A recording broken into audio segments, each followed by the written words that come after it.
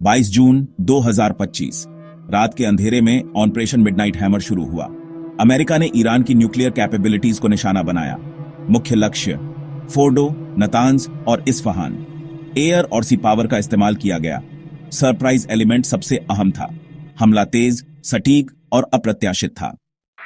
At the heart of this operation were 7 B-2 Spirit stealth bombers.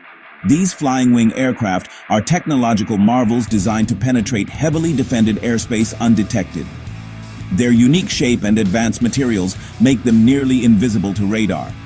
This stealth was crucial for a mission deep into Iran, a country known for its robust air defenses. The B-2 is a strategic asset with immense military value. The destructive power carried by these B-2s was unprecedented. The bomber was equipped with the GBU-57 Massive Ordnance Penetrator, or MOP. This 30,000-pound bomb is specifically engineered to penetrate deep into the earth. It's designed to destroy targets that other munitions can't reach. The Fordo facility, built into a mountain, was precisely the kind of target the MOP was designed to eliminate. The B-2 Spirit is the only aircraft in the U.S. arsenal certified to carry the GBU-57 MOP. The combination of the B-2's stealth and the MOP's penetration power creates a strategic capability to threaten any deeply buried, high-value target. This made the B-2 an essential tool for Operation Midnight Hammer. Complementary Tomahawk cruise missiles provided another layer of destructive power. These missiles are known for their accuracy and long range. In this operation, they served a dual role. They saturated target areas, ensuring damage to surface-level infrastructure. Their simultaneous arrival with the B-2's bombs would maximize chaos for any Iranian response. B-2 crew द्वारा की गई यात्रा एयरक्राफ्टन सहनशक्ति और logistical planning का एक असाधारण कारनामा था, जो अमेरिकी हवाई शक्ति की वैश्विक पहुंच का एक प्रमाण था। मिसौरी के व्हाइटमैन एयरफोर्स बेस से ईरान के आसमान तक और फिर वापस आने की यह यात्रा लगभग 37 थका देने वाले घंटों की लगातार उड़ान थी। इस अल्ट्रा लॉन्ग रेंज मिशन ने इंसान और मशीन दोनों को उनकी परम सीमाओं तक धकेल दिया। इतने लंबे समय तक हवा में बने रहने के लिए बॉम्बर को कई बार मिड एयर रिफ्यूलिंग मैन्यूवर की जरूरत होती थी। विमान 2 लोगों के क्रू के लिए डिजाइन किया गया है, लेकिन इन लंबी उड़ानों के लिए रोटेशन की अनुमति देने के लिए अक्सर अतिरिक्त क्रू सदस्यों को शामिल किया जाता है। तंग कॉकपिट में यात्रा को सहने योग्य बनाने के लिए बेसिक सुविधाएं होती हैं, जिसमें एक छोटा टॉयलेट, भोजन गर्म करने के लिए एक माइक्रोवेव और कॉकपिट सीटों के पीछे एक जगह जहां एक क्रू सदस्य एक साधारण चारपाई पर आराम कर सकता है। ये सुविधाएं आराम के लिए नहीं बल्कि जरूरत के लिए होती हैं।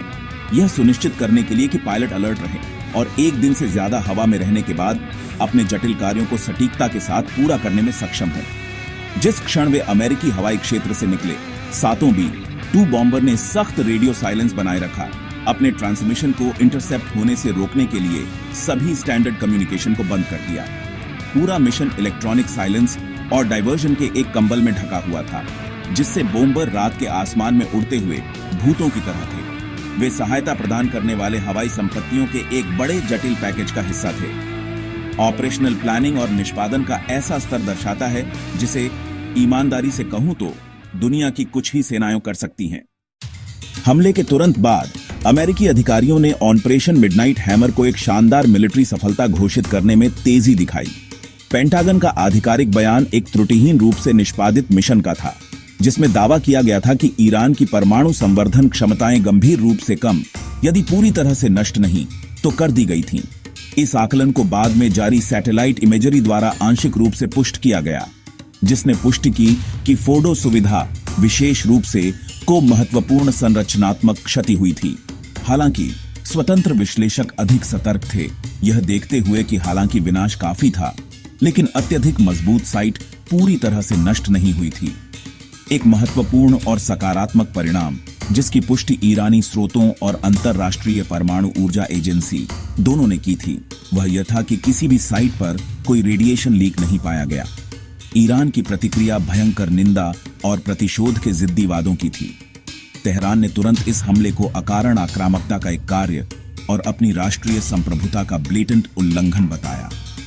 ईरानी नेताओं ने अपने राष्ट्र और दुनिया से बात करते हुए कसम खाई कि इस हमले का जवाब दिया जाएगा। जिससे क्षेत्र और उसके बाहर अमेरिकी हितों के खिलाफ जवाबी कार्रवाई का खतरा बढ़ गया। इस आक्रामक बयानबाजी ने पूरे मिडिल ईस्ट को हाई अलर्ट पर ला दिया। पड़ोसी देश अस्थिरता की संभावित लहर के लिए तैयार हो रहे थे। इस हमले ने क्षेत्रीय तनावों के बारूद के ढेर में प्रभावी रूप से एक जलती हुई माचिस फेंक दी थी, जिससे दुनिया ईरान के अगले कदम और एक व्यापक, अधिक विनाशकारी संघर्ष की संभावना का बेसब्री से इंतजार कर रही थी।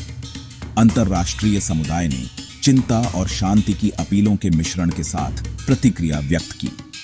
विश्व के नेताओं, जिनमें यूके के प्रधानमंत्री कीर स्टारमर, भारत के नरेंद्र मोदी और तुर्की के रेसेप तैयब एर्दोगन शामिल थे, ने सभी पक्षों से संयम बरतने का आग्रह किया। यूएन सेक्रेटरी जनरल ने टेंशन बढ़ने पर गंभीर चिंता व्यक्त की और संकट को कम करने के लिए राजनयिक चैनलों पर तुरंत लौटने का आग्रह किया। वैश्विक राजधानियों में यह पाल्पेबल डर था कि यह हमला हिंसा के एक ऐसे टाइट फॉर टैट चक्र को ट्रिगर कर सकता है जिसे नियंत्रित करना मुश्किल होगा। अधिकांश विश्व शक्तियों के बीच आम सहमति यह थी कि शिकायतों के बावजूद सैन्य कार्रवाई एक खतरनाक रास्ता था और एक विनाशकारी युद्ध को रोकने का एकमात्र व्यवहार्य तरीका नए सिरे से डिप्लोमैटिक एंगेजमेंट था। संयुक्त राज्य अमेरिका के भीतर ऑपरेशन को एक विभाजित प्रतिक्रिया मिली, जिससे एक भयंकर राजनीतिक बहस छिड़ गई। जबकि कुछ ने प्रशासन की निर्णायक कार्रवाई की सराहना की, डेमोक्रेटिक और कुछ रिपब्लिकन दोनों खेमों से महत्वपूर्ण आलोचना सामने आई।